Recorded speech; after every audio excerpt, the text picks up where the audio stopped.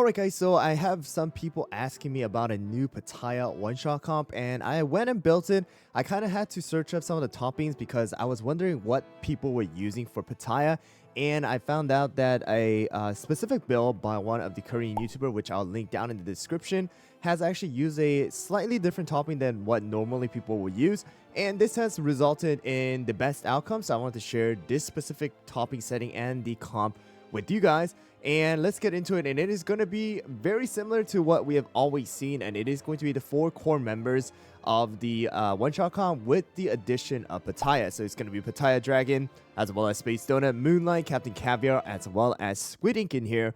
And you guys have seen various different one-shot comps where it's, Red Velvet instead of Pitaya. It's like Milky Way instead of Pitaya. It's T-Night. It's, some of those other, core members that we have seen. All right, but we do have the 4 main members, all right, that are going to be in this specific comp. Let's go over the topping real quick, though. It's going to be Space Donut with 5 of the Searing Raspberry. Of course, you do want to focus on the damages as well as the attack.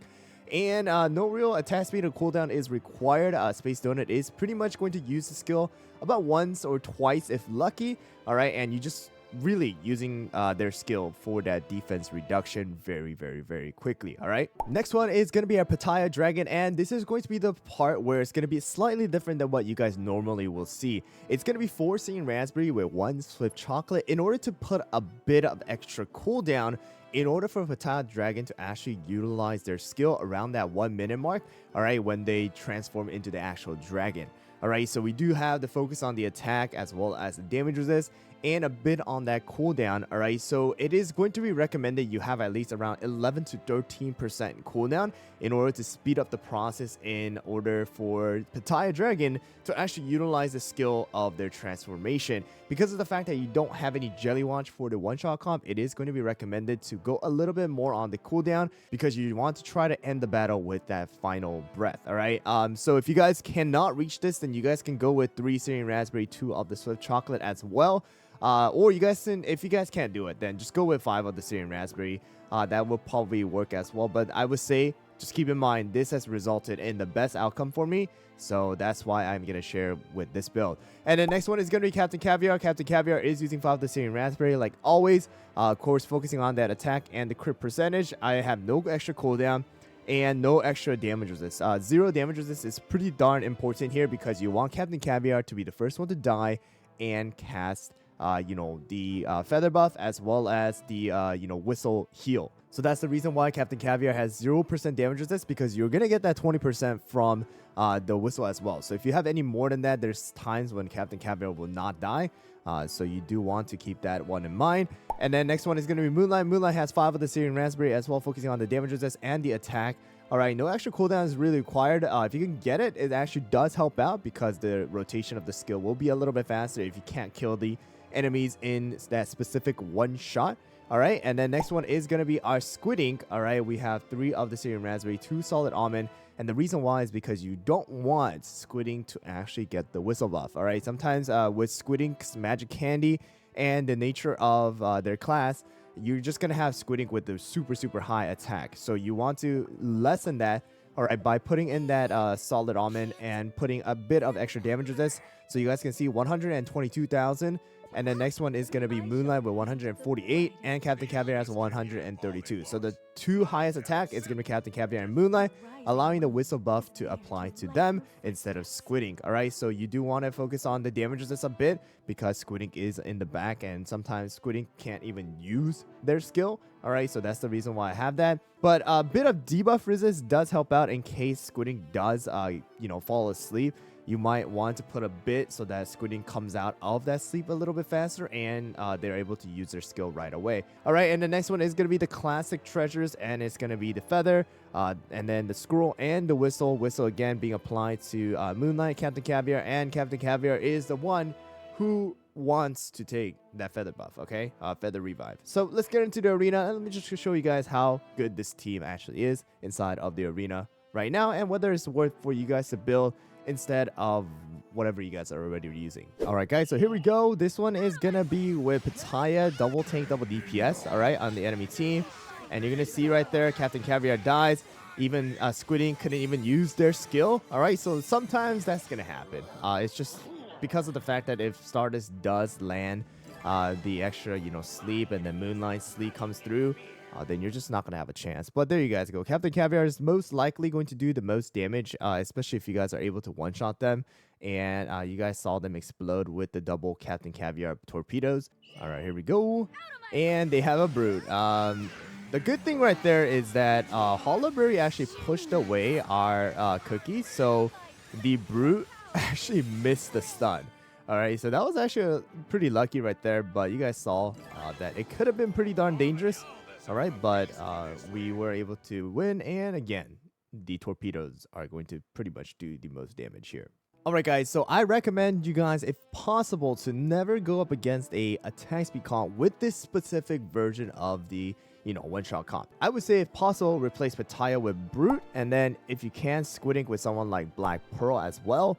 And with that team, you want to go up against the one-shot comp, and let me show you guys exactly why you don't want to. So there's going to be a lot of different times when your one-shot comp will do damage.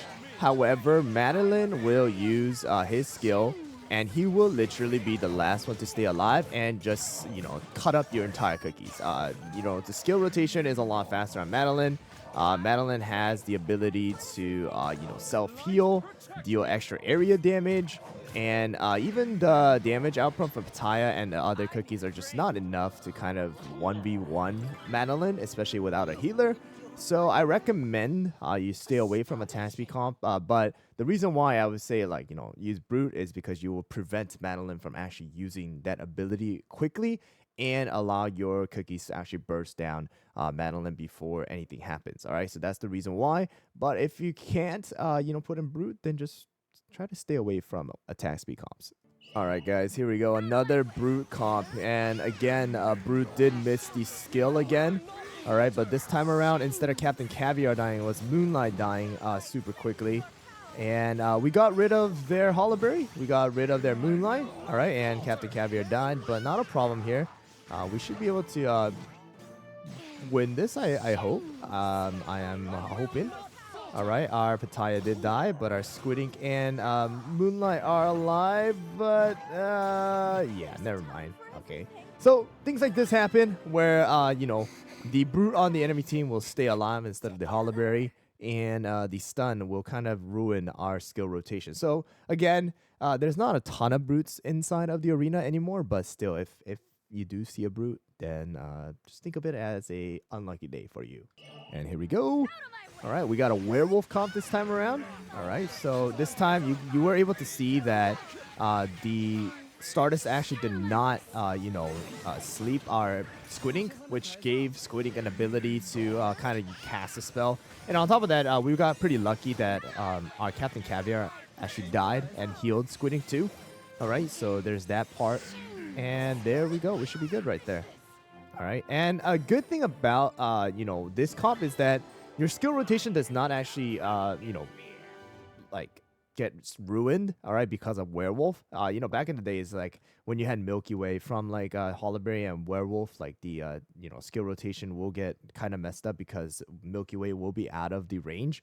But with Pitaya, that's not really too much of a problem. So, but there you guys go with Captain Caviar and Moonlight doing the most damage on our team. But there you guys go. Just wanted to share the Pitaya one-shot comp with you guys. Is it great? It's not like super outstanding or great. I think it's gonna work and it is good, but it's not like you have to use this specific comp to succeed inside of the arena. The other one-shot comps that we have seen already, the Red Velvet one, the one with T9 and one with Brute, those still work super well. So it's not like you have to specifically use Pitaya for this comp. And also, if you guys would like to, you guys can also use Black Pearl instead of Squid Ink too. It's an option for you guys to try out. So there are different variations. This was just the one with Pitaya, and if you guys wanted to try it out for yourselves, then the topping setting is in the video, so check it out. I would say it is good, but not like, oh,